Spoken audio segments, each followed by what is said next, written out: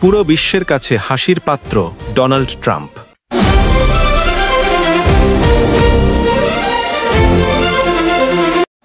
Nobel শান্তি পুরস্কার দেওয়ার সময় নোবেল কমিটি খুবই নিরপেক্ষভাবে কাজ করে। তারা বাইরের চাপ, মিডিয়া প্রচারণা বা রাজনৈতিক অনুরোধ দ্বারা প্রভাবিত হয় না। কমিটি সিদ্ধান্ত নেয় আলফ্রেড নোবেলের ইচ্ছা অনুযায়ী, অর্থাৎ জাতি সমাজের মধ্যে বন্ধুত্ব বৃদ্ধির জন্য বা শান্তি প্রচেষ্টার জন্য সর্বোৎকৃষ্ট কাজ করতে যাকে বলা হবে। সংবাদ মাধ্যম ও বিশেষ প্রতিষ্ঠানের চাপ যদিও থাকে, কমিটি প্রায়শই তাদের নিজস্ব মূল্যায়ন ও নীতির প্রতি দৃঢ় থাকে। সম্ভব কারণ ও সমালোচনা। 1. কর্মের প্রমাণ ও স্থায়ী শান্তি মডেল।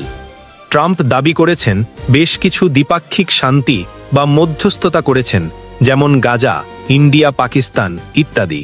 কিন্তু কমিটি দেখেছে যে এই শান্তিপন্থা প্রক্রিয়া স্থায়ী ও ব্যাপক প্রভাব ফেলতে পারেনি।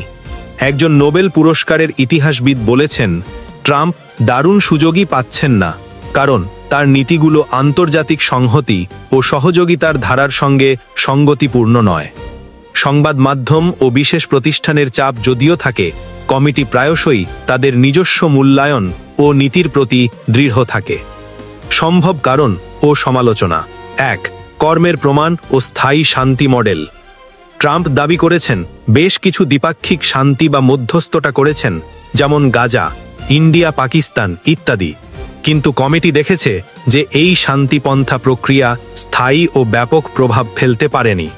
একজন নোবেল পুরস্কারের ইতিহাসবিদ বলেছেন, ট্রাম্প দারুণ সুযোগই পাচ্ছেন না, কারণ তার নীতিগুলো আন্তর্জাতিক সংহতি ও সহযোগিতার ধারার সঙ্গে সঙ্গতিপূর্ণ নয়।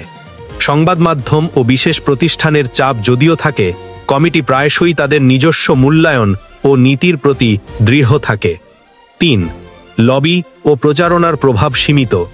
ট্রাম্প নিজে এবং তার সমর্থকরা নোবেল পুরস্কার পেতে প্রচারণা চালিয়েছেন, নাম প্রস্তাব করেছেন বিভিন্ন দেশ ও ব্যক্তি। তবে কমিটি স্পষ্ট করেছেন যে প্রচারণা ও মিডিয়া চাপ সিদ্ধান্ত গ্রহণে প্রভাব ফেলবে না, তারা দৃষ্টিভঙ্গি ও কাজের মূল্যায়নই প্রধান। 4. মৌলিক নীতির সঙ্গে বৈপরীত্য। কিছু বিশেষজ্ঞ বলছেন, ট্রাম্পের আমেরিকা ফার্স্ট নীতি, একপাক্ষিক পদক্ষেপ ও আন্তর্জাতিক চুক্তি থেকে বেরিয়ে আসার প্রবণতা ইত্যাদি নোবেল কর্তৃক পছন্দসই আন্তর্জাতিক সমন্বয় ও শান্তি নীতির সঙ্গে বিরোধপূর্ণ। উদাহরণস্বরূপ, ওয়াশিংটন পোস্ট বলেছে যে কমিটির সদস্যদের মধ্যে অন্তত 3 জন ট্রাম্প সম্পর্কে ইতিমধ্যেই সমালোচনামূলক অবস্থান গ্রহণ করেছেন। 5. জনমতের দৃষ্টিভঙ্গি ও সমর্থন। ঠিক যেমন মার্কিন জনমত জরিপে দেখা গেছে, প্রেক্ষাপটে অনেকেই ট্রাম্পকে নোবেল শান্তি পুরস্কার পাওয়ার যোগ্য মনে করছে না।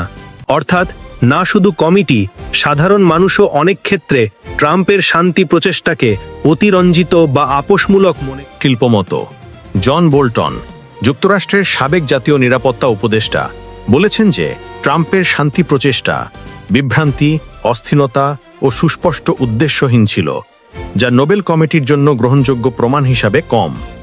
বিশেষজ্ঞরা বলছেন, নোবেল শান্তি পুরস্কার এমন একটি সম্মান যা শুধু বড় উদ্যোগ নয়, পাওয়া ফল এবং স্থায়ী প্রভাব ও নৈতিক ও ন্যায্যতা দেখাতে হবে।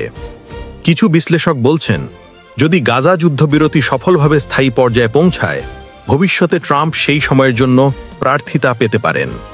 যদি তথ্যগুলো ভালো লেগে থাকে, ভিডিও লাইক করুন, শেয়ার করুন, আর যারা ইউটিউব থেকে দেখছেন, লাইক করুন, সাবস্ক্রাইব করুন।